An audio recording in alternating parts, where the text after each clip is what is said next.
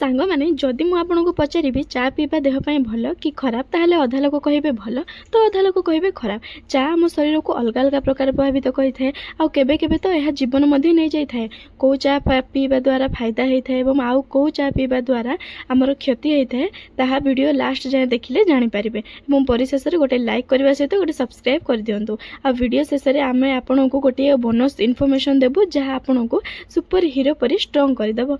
एथि पई and miss करंतु नहीं। तो सबुठी फास्ट जानिबा कि चा पीबार लाभ कौन एवं क्षति कौन।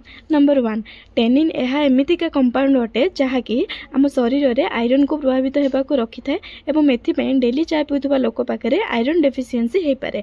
नंबर 2 चार आदत अर्थात आपण मान तो भल भाव जानिथिबे कि जणे जणे आमर आख पाखरे थांती घर लोक भी थांती जो माने कि चार आदत रे रहंती से माने सब दिन सेमानको चा दरकार। सेमती बहुत सारा लोक डेली चा पियंती हेले गोटे दिन सेमानको चा न मिलिले सेमानकर मुंड बथा हो जाए। यह एथिपई होइथाए कि चा रे थिबा पॉलीफिनोल्स और अन्य एंटीऑक्सीडेंट्स रहिथाए जहां हमर कोलेस्ट्रॉल को प्रभावित करिथाए। तो नंबर 3 चा पीबार सटीक समय आमे चा तो पीथाउ हेले तार सटीक समय हमको जणा न थाए।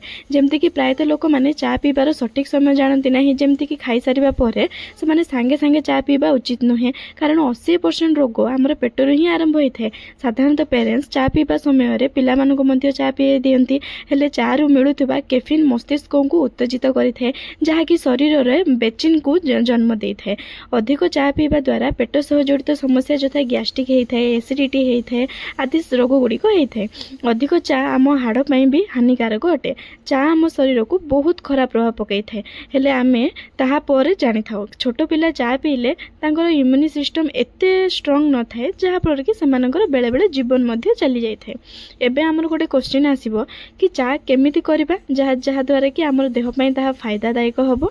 ताले जानि रखंतु आमे चा करबा समय रे जेते कम चा पत्ती व्यवहार करबा सेते आम देह पई भलो।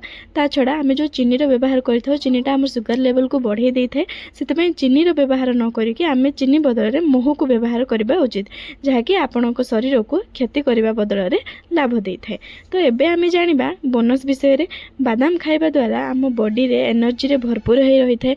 बादाम रे अंडा ठू 2 गुण विटामिन थाए जे स्मरण शक्ति को बढ़ाई थाए एवं दांत सफा रुहे और हाड़ को मजबूत मध्य करिथाए।